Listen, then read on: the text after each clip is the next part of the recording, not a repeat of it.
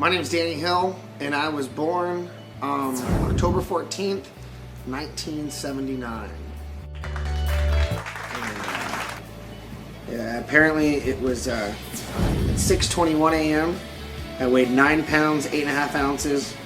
I was 21 and a half inches long, with reddish brown hair, blue eyes, in Westlake Hospital. The doctor was Monasevich. The nurse was Leanne. It started at 10 p.m. the night before. It did not arrive until 6:21 that morning. Memories about the event, according to my mother, she came to the hospital when contractions were 5 minutes apart around 12:30 at night. Waited, had been leaking for a couple of days. Dad was with me the whole time. They were together.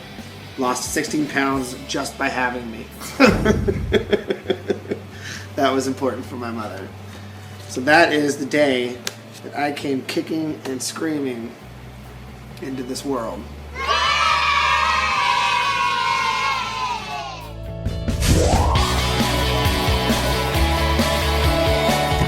I was born into a prominent family. My father was Theodore Claude Hill. My mother was Diana Jean White. My mother was 30 years old when she had me. My father was 45 years old, which nowadays is, considered fairly old. My mother even wrote in one of her personal notes, "Danny, I don't know if I can keep up the pace. I'm overwhelmed. I've been selling costumes, doing a newcomer's soccer team mother, assistant, blue bid mother. I don't know what that means. I'm in a sewing class. I'm your mom. I'm Jody's mom, and I'm Ted's wife. And these are all full-time jobs." It's a handwritten note from my mother she left in my book. My father, Theodore Hill, was a prominent businessman. He was around for many years in investment savings. That's pretty much all I knew of him in his life when he was around me. There was much more to him, as I read, that he did before. I know that he was a graduate from UCLA. He was a huge fan and very well educated. My mother and father didn't stay together forever. They had come to the table. My mother had come to the table with one child, my sister Jody. My father had come to the table with one child as well, my sister Liz. My sister Liz is much older than me, so I really didn't see much of her. I was actually the same age as my nephew, Josh. So I didn't really see much of Liz. Every now and then she'd pop in. Jody is who I was raised with, and who I spent most of my time with.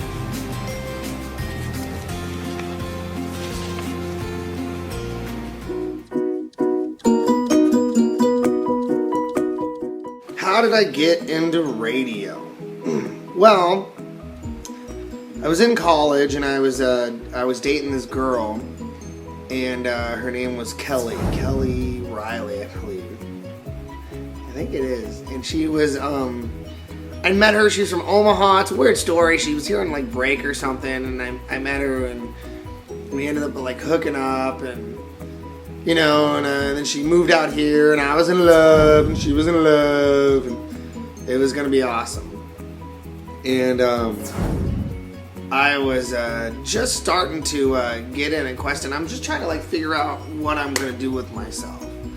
And this guy comes up to me and he goes, he's like, "Hey, we're doing a fundraiser." Like, hands me this piece of paper. He's like, "Hey, we're doing a fundraiser at Cuesta College for the radio station." And I'm like, "What is it?" He's all, "It's like the Mighty Cougar, and for $5 you can be a DJ for half an hour." And I was like, "What? That's awesome! $5? Hell yeah! I want to be a DJ for an hour." And I DJ'd. I gave him $20, and I was on 4 hours. And it